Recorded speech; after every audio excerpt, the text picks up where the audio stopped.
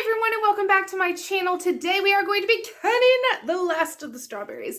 So I had picked a bunch, like 5 gallons of strawberries last week. We worked through them all last week. I put up 2 different videos. I will leave them up here of canning them different ways. And today we will be using the last of them for just a classic, super easy 2-ingredient strawberry jam.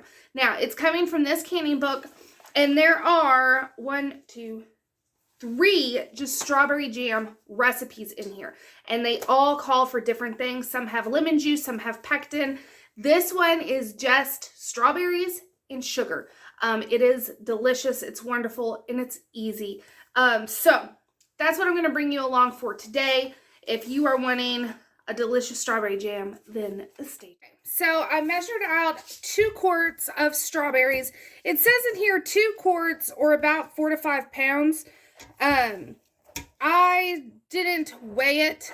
I measured it. So, but you want about 2 quarts of crushed strawberries. So I'm going in and just crushing with a masher because I don't care if there are some big chunks in it. I like that.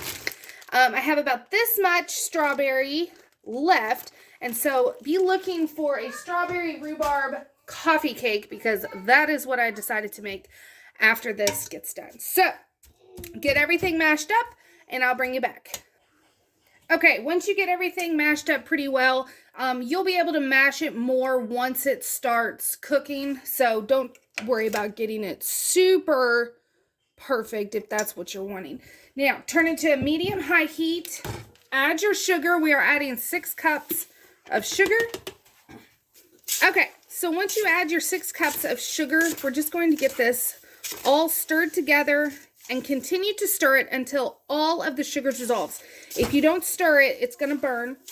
And then once everything starts liquefying a little bit, we will add in our candy thermometer, and we're going to let this get up to 220 degrees, which is the gelling point, and then we'll be ready to can it up. So what I like to do is while this is going, I go ahead and get my jars ready and go ahead and get the water bath canner heating up with the jars in it so that we're ready to just drop these in the jars and get it canning, and we're not having to wait for the canner to heat up because that can take some time. Now, these can go in pint jars or smaller, so pint, half pint, quarter pint, 12 ounce, anything pint or less. So I'm going to be doing pints today, and we'll see how many we get. So you can see it's already starting to liquefy, and so if you wanted to go in and mash more, you can start doing that and just stir as you're mashing, but I will bring you back once this is hit 220 degrees. And remember, whenever you're using a candy thermometer, you want to make sure you get it in there before it gets hot. So as soon as I'm done mashing, I'm going to stick it in, and you want it to be submerged into whatever you're cooking, but do not let it touch the bottom. You'll get an inaccurate reading if the tip of this is touching the bottom of your pan. So I'll bring you back here in a little bit. Okay. So here is our jam, and it got up to gelling point, 220 degrees Fahrenheit, and then I went ahead and skimmed off the foam. I don't always do that, but I did it this time because I'm going to use it. I know some people just discard it, but you really don't want to do that because it has so much flavor.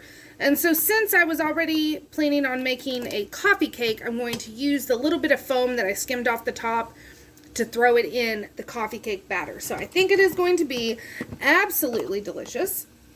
Okay, so get yourself one of your nice hot clean jars, but you want to do this, fill the jar to 1/4 inch of headspace.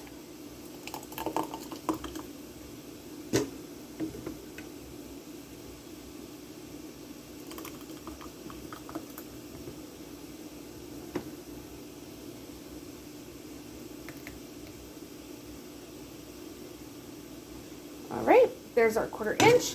So now you want to wipe the rim, and always make sure you're checking to make sure there's no nicks or cracks or anything on your jar.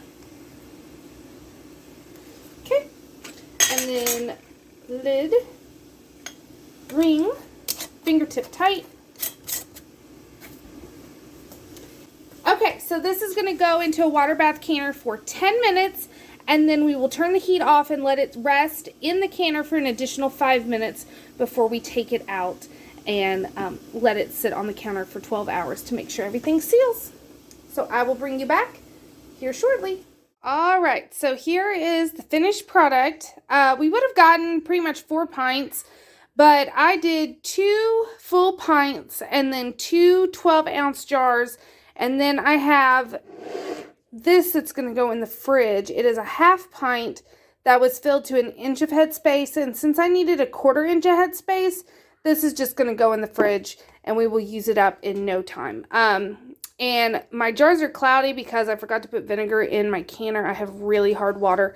But everything looks great. I am super happy with the results. So I hope you enjoyed the video. I hope you try it out for yourself. Strawberry jam is so easy and so delicious. It is a family favorite in my house. And until next time, thanks for watching.